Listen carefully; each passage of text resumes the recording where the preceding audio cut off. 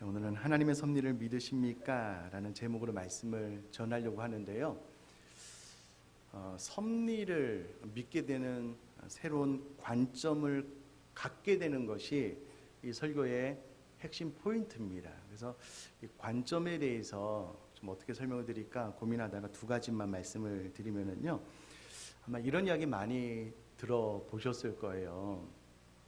한 어머님이 스라의 아들을 잘 키워서 결혼을 시켰거든요. 근데 이제 두 집 모두에게 식사 초대를 받아서 이제 집에 갔는데 딸 집에 갔어요. 식사를 다 하고 난 다음에 사위가 이렇게 이야기를 하는 거예요. 어머님 오래간만에 오셨으니까 따님이랑 안방에 들어가셔서 다가도 하시고 차도 드시면서 쉬시라고, 제가 설거지 집안 청소 제가 다 하겠다고 이렇게 된 거예요. 이 어머니가 사이가 너무 좋다고 큰 감동을 받은 거예요. 그래서 며칠 뒤에 아들 집에 갔어요. 똑같은 상황이 발생을 했습니다. 아들이 어머니 오래간만에 오셨으니까 며느리랑 방 안에 들어가셔서 차 마시고 좀 쉬시라고 제가 설거지하고 집안 청소하겠다고. 어머니의 마음이 어땠을까요? 참 이상하죠. 똑같은 상황인데 관점, 해석하는 법에 따라서 다른 거예요. 이런 이야기 들어보셨죠? 아들이 둘이 있는데 한 아들은 집신 장수고요, 한 아들은 우선 장수인 거예요.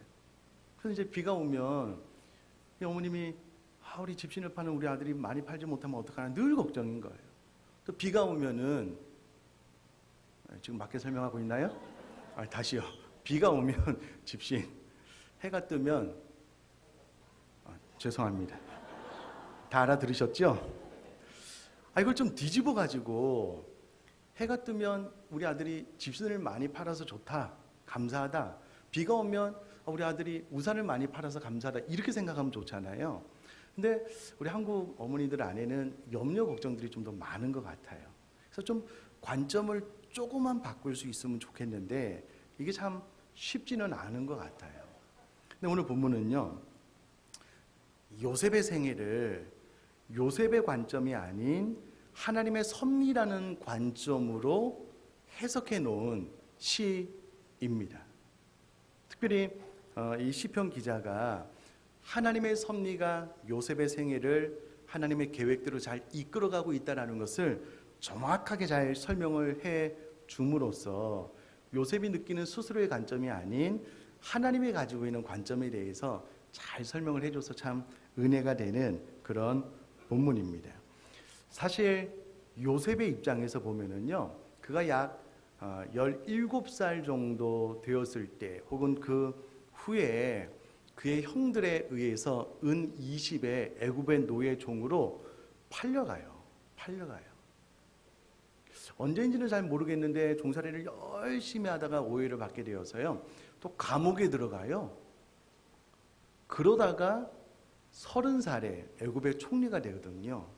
가만히 생각을 해보면 요셉은 그의 10대 후반과 20대 전체를 종으로, 노예로 혹은 감옥에서 지냈습니다. 가장 꽃다울 나이에.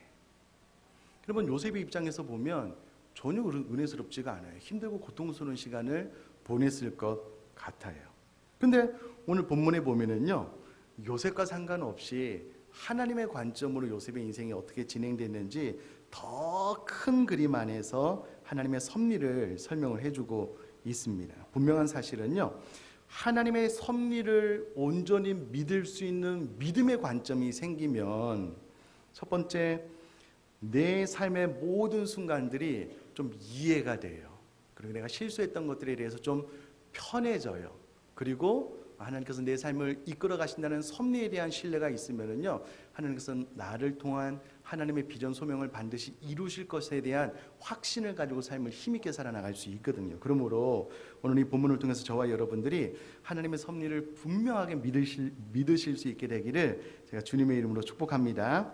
오늘 본문을 좀 잠깐만 살펴보면은요, 16절은 이렇게 시작합니다. 그가, 하나님이 또 그 땅에 야곱과 또 요셉, 또 고대 근동 전체에 하나님께서 기근 흉년이 들게 하셨다라고 기록을 하고 있습니다.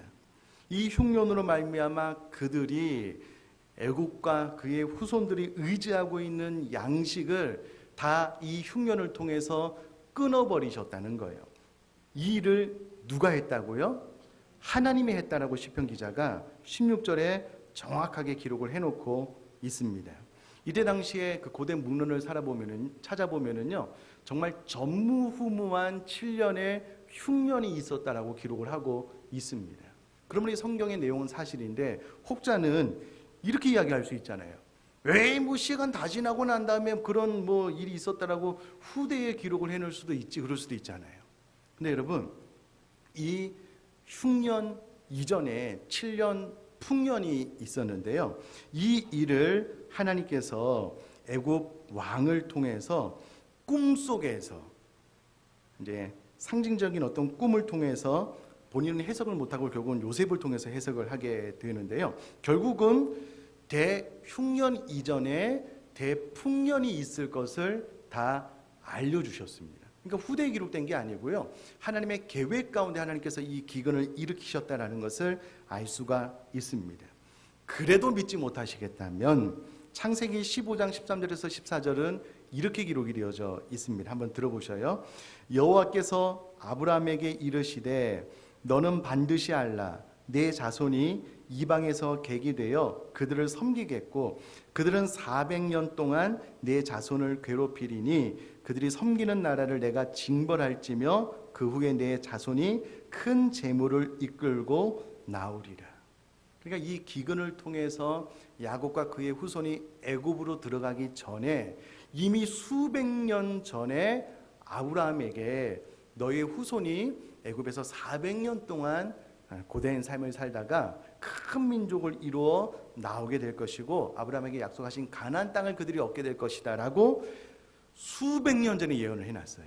이 예언이 이 하나님의 섭리 계획이 때가 되매 기근을 통해서 이루어지고 있다라고 시편 기자가 설명을 하고 있는 겁니다. 자, 이 큰 하나님의 섭리 계획 안에서 17절에 보니까는요, 그가 하나님이 한 사람을 앞서 보내셨다라고 기록을 하고 있습니다. 여기서 말하는 한 사람은요, 요셉입니다.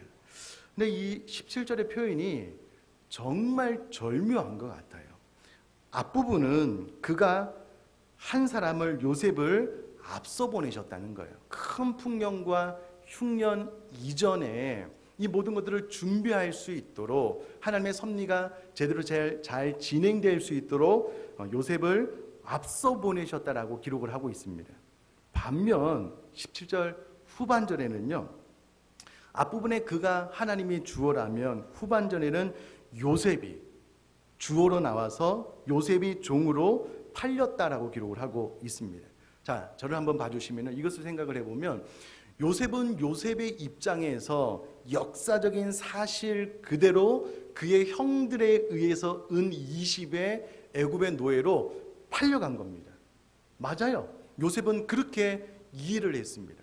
그러면 그때 당시에 어떻게 형들이 나를 은 20에 팔아버릴 수 있는지 그 배반감, 배신감은 말로 못할 것 같아요. 그런데 요셉의 입장에서 보면 그런데 좀 한 차원 높은 하나님의 섭리라는 입장에서 보면은 하나님께서 요셉을 미리 애굽에 보낸 사건이라는 거예요. 이해되시죠? 여러분, 우리도 우리들의 삶 가운데 부딪히는 모든 많은 사건들 가운데 우리는 이해하지 못할 때가 많은 것 같아요. 답답하고 후회하고 안타까워할 때가 많은 것 같아요. 요셉이 그랬던 것처럼 우리도 어쩔 수 없어요. 그것은 당하면 당해내야 되는 겁니다. 그러나 우리가 믿음의 사람이라면 이와 같은 본문을 통해서 내 삶 가운데 현실적으로 일어나는 모든 일 그 위에 하나님의 섭리가 하나님의 계획이 내 삶을 감싸고 있구나 라는 안목, 라는 관점을 가지셨으면 좋겠어요. 여러분 아멘이시죠? 그럼 섭리가 뭐냐면 웨스트민스터 소요리문답 11번에 보면 이렇게 질문과 대답이 나와 있는데요. 하나님의 섭리일이 무엇입니까? 라고 했을 때 잘 들어보셔요. 하나님이 최고의 거룩과 지혜와 능력으로 모든 창조물과 그 모든 행동을 보존하시며 다스리시는 것입니다. 이렇게 기록이 되어져 있어요. 하나님의 섭리가 뭐냐면 하나님의 최고의 거룩, 하나님의 최고의 지혜, 하나님의 최고의 능력으로 하나님께서 창조하신 피조물, 저와 여러분들의 모든 삶을 보존하고 다스리고 있다라는 것이 하나님의 섭리라는 거예요. 그럼 우리가 이해를 하든지 못하든지, 우리가 깨닫든지 못 깨닫든지 이미 하나님의 최고의 지혜, 최고의 능력이 우리들의 삶을 다스리고 있다라는 겁니다. 이 관점이 시편 기자에게 있는 거예요. 그래서 17절에 그가 한 사람을 앞서 보내셨으며 요셉이 종으로 팔렸도다라고 기록을 하고 있습니다. 그 다음 절은요, 그가 보디발의 집에서 종살이했던 것을 좀 싹둑 잘라먹고 감옥 생활했던 것만 기록을 하고 있는데, 우리가 창세기 스토리를 다 아니까 처음에는 보디발의 집에서 이제 노예 종살이를 하다가요, 보디발의 처의 유혹을 하나님 앞에 범죄할 수 없습니다 거부하다가 이제 오해를 사서 감옥으로 들어갔는데, 그 감옥 생활에 대한 표현입니다. 그의 발은 착고를 차고 발에 무엇인가에 꽁꽁 묶여 있었고요, 그의 몸은 쇠사슬에 매였다라고 기록을 하고 있습니다. 근데 문자적으로 그의 몸이 쇠사슬에 매인 것도 맞고요. 근데 제가 가진 성경은 몸 옆에 파란색으로 이렇게 이라고 되어 있는데, 그것을 성경에 쭉 찾아가 보면은요, 혼이라고 되어져 있습니다. 그러므로 여기서 말하는 몸은 혼, 영혼이다라고 번역할 수도 있다라는 겁니다. 같은 개념이에요. 이 개념을 통해서 요셉이 그의 몸뿐만 아니라 영혼까지도 쇠사슬에 매여 있었다라는 그런 표현입니다. 혹자는 이렇게 이야기를 해요. 요셉이 그가 미리 꾼 꿈을 통하여 이 모든 것이 하나님의 연단의 과정이었음을 이해하고 믿음으로 이겨냈다라고 이야기를 하지만, 적어도 시편 기자가 보는 관점은 그렇지 않습니다. 그것은 사실은 더 후대에 그의 형들을 만나기 전에 하나님의 은혜로 하나님께서 나를 먼저 앞서 보내셨습니다, 걱정하지 마십시오라고 깨달은 것인지, 적어도 감옥에 있을 때는요, 그의 영혼까지 쇠사슬로 매어서 고통 가운데 있었다라는 그런 표현입니다. 그래서 어떤 목사님은 이 본문을 설명할 때요, 원어적으로 이 쇠사슬이 그의 심장, 그 영혼의 심장을 관통했다라고 표현을 하시더라고요. 그러니까 요셉 입장에서는 이게 너무 어렵고 힘든 그런 시간을 보냈다라는 표현입니다. 19절에 언제까지? 여호와의 말씀이 응할 때까지. 그의 말씀이 그를 단련했다라고 표현을 하고 있습니다. 그러니까 애굽의 총리로서 하나님의 뜻을 완전히 수행하기 전까지 이와 같은 고난, 고통이 있었다라는 표현입니다. 그러므로 고난은 끝이 있습니다. 하나님의 때가 되면 완벽하게 마침표를 찍을 그날이 있는데, 이 고난을 통하여 혹은 하나님의 말씀으로 저희들이 단련받아서 성장하게 되면 끝이 있다는 것을 이 본문을 통해서도 알 수가 있습니다. 자, 여기까지가 이제 본문에 대한 이해인데, 이거보다 더 중요한 것은 그러면 오늘 이 본문이 나와 무슨 상관이 있느냐라는 이 대목입니다. 저는 현실을 이겨나가는 그 요셉의 인내도 중요하지만 오늘 본문이 그것을 말하고 있는 것은 아니고요. 그것보다는 시편 기자가 지금 바라보는 관점, 우리에게 주로 주는 메시지는 하나님의 섭리를 완전히 이해하고 믿고 받아들이라는 거예요. 하나님의 섭리가 요셉의 생애를 이렇게 이끄셨기 때문에 이제 그 관점이 중요하고요. 우리가 하나님의 섭리를 100% 이해하고 믿게 되면 어떤 일이 일어나는가라는 것을 저희 삶을 통해서 좀 잠깐만 말씀을 드리려고 하는데요. 우선에 기억할 것은 하나님의 섭리는 절대로 실패하거나 실수하는 일이 없습니다. 하나님의 섭리는 언제나 완벽한 하나님의 지혜, 완벽한 하나님의 거룩과 완벽한 하나님의 능력으로 인하여 성취됩니다. 예를 들면 하나님께서 아브라함에게요, 내가 너의 후손을 통해서 하늘에 빛나는 별처럼 바다의 많은 모래알처럼 많은 후손을 주겠다라고 약속을 했거든요. 근데 아브라함이 이 약속을 믿고 신뢰하지 못했어요. 참 못난 남편이죠. 그의 아내가 너무 아리답고 사랑스러우니 애굽에 가면 혹은 타지에 가면 그때 당시에는 이 여자분이 너무 이쁘면 남편을 확 죽여버리고 빼앗아 오는 그런 일이 있었던 것 같아요. 그러니까 아브라함이 너무 두려우니까 그의 아내에게 여보, 나의 아내라고 하지 말고 누이라고 합시다. 이렇게 이야기를 해요. 그래서 그 지역에서 나의 누이라고 이렇게 이야기를 했거든요. 근데 그랄 왕 아비멜렉이요, 이 사라의 소문을 듣고 사라를 봤더니 너무나도 아름다운 거예요. 근데 아브라함의 처가 아니고 누이라는 거예요. 야, 그럼 내가 데려와서 내 아내 삼아야 되겠다라고 데리고 왔거든요. 근데 그날 밤에 하나님께서 나타나셔서 이 그랄 왕 아비멜렉에게 너 손끝 하나 대지 말라고, 너 잘못하면 죽는다, 협박하셨어요. 깜짝 놀라가지고 알겠다고 아브라함을 불러서 책망하고요, 재물까지 얹어서 보내게 되잖아요. 이것은 분명 아브라함이 실수한 겁니다. 그런데 아브라함의 실수보다 더 중요한 것은 하나님께서 아브라함을 통하여 큰 믿음의 민족을 이루시겠다고 약속하셨거든요. 근데 아브라함의 실수를 통하여 그랄 왕 아비멜렉과 결혼을 하게 되면 하나님의 약속이 성취가 되는 것이 아니잖아요. 그래서 하나님께서 개입하셔서 털끝 하나 만지지 못하도록 하셨거든요. 그러므로 아브라함의 실수보다 하나님의 섭리를 이뤄나가시는 하나님의 능력이 더 크다라는 것을 우리가 좀 기억을 하셨으면 좋겠습니다. 자, 그리고 나서 제 이야기를 좀 하려고 하는데요. 제가 6월 23일 날 안식월 때 분당 우리 교회 가서 예배를 드렸는데요. 그때 인찬수 목사님이 설교의 제목이 하나님 아버지라는 제목이었어요. 설교를 듣는 내내 너무 은혜스러워서요, 눈을 뜨고 눈물이 이렇게 주르르 흐르는 하나님의 큰 위로, 격려를 받아서 너무 감사하고 지금도 기억을 하고 있는데, 그때 이찬수 목사님이 우리 교회도 다녀가셨어요. 그 강명식 찬양 사역자 분의 하나님 아버지라는 곡을 소개시켜 주셨어요. 그래서 제가 설교를 듣고 나서 그 찬양을 요즘도 이제 계속 듣고 있는데요. 잘 모르실 수 있을까봐 1분 42초밖에 안 하니까는요, 그러면 그 찬양을 한번 보시면 좋겠습니다.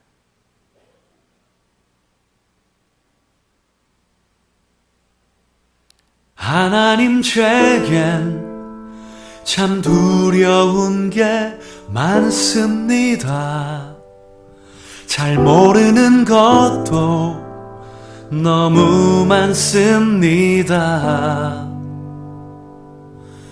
부끄러운 일은 헤아릴 수도 없고, 지치고 힘든 때에도 그때도 의연한 척해야 할 때도 있습니다.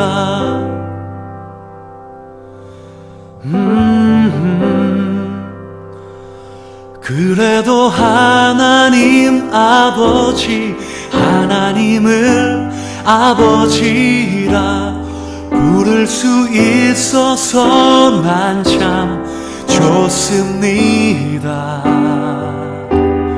오 나의 하나님 아버지, 하나님을 아버지라 부를 수 있어서 난 참 다행입니다. 오 나의 하나님 아버지, 하나님을 아버지라 부를 수 있어서 난 참 좋습니다.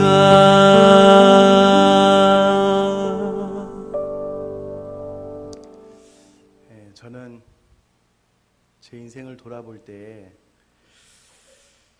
참 실망하고 좌절할 때가 많았던 것 같습니다. 제가 너무 부끄럽고 제 치부를 좀 드러내는 일이어서 좀 망설여지기는 하지만, 하여튼 뭐 제 인생은 이러했습니다. 자랑이 절대 아니고요, 참 부족하고 후회가 되는 그런 삶을 많이 살았는데, 서울 왕십리에서 태어났더라고요, 제가. 그리고 이제 신림동으로 이사를 갔는데, 아버님 어머니 하시는 일이 잘 안 돼서 이제 제가 초등학교 2학년 때 지금 계시는 이제 김해로 이사를 가셨고요. 그때부터 저는 형이랑 저랑 할머니 밑에서 이제 컸습니다. 제가 어렸을 때 제 꿈은 무조건 노는 것이었습니다. 그게 제 인생의 유일한 목표였던 것 같아요. 무조건 학교 갔다 오면은요, 책가방을 확 던져놓고 나가서 어두워질 때까지 놀았던 것 같아요.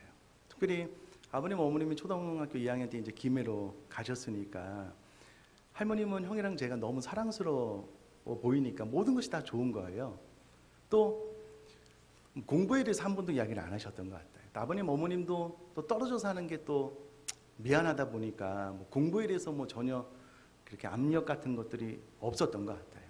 그러니까 제 인생은 어릴 때부터 공부 빠이빠이 무조건 노는 거 그런 인생이었던 것 같아요.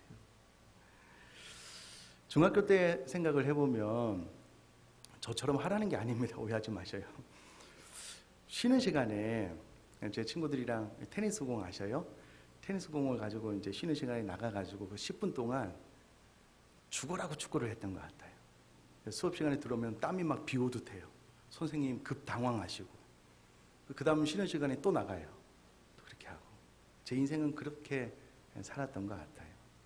운동을 너무 좋아했고요. 뭐 음악 조금 했던 것 같아요. 그러다 보니까 저 어렸을 때는요. 고등학교를 시험 봐서 가야 되는데 고등학교를 갈 데가 없는 거예요. 너무 못해서. 그 목적을 가지고 이제 공부를 열심히 해서 상고를 가신 분도 계시지만 저는 공부를 너무 못해서 갈 학교가 없어가지고 상고를 갔어요. 뭐 고등학생 시절도 뭐 그렇게 지냈던 것 같아요. 늘 놀고 음악 조금 하고.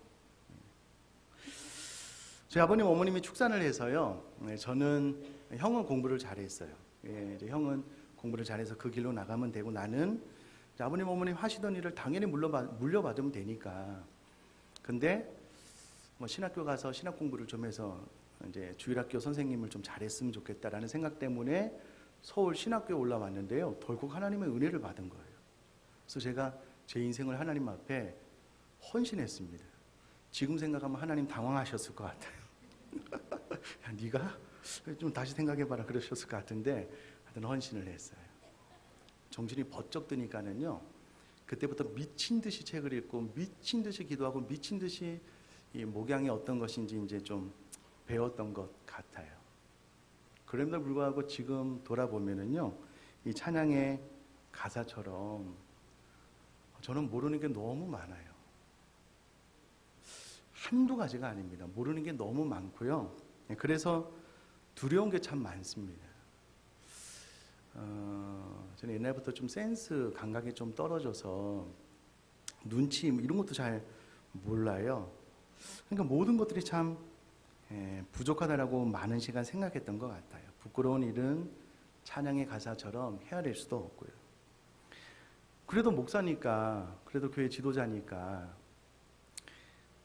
그렇지 않아도 그렇지 않은 것처럼 이렇게 의연하게 반응할 때가 많이 있었던 것 같아요.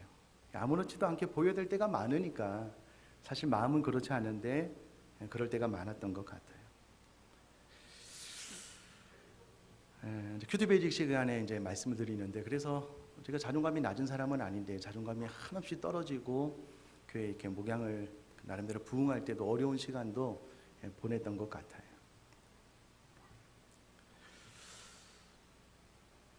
그런데 있잖아요.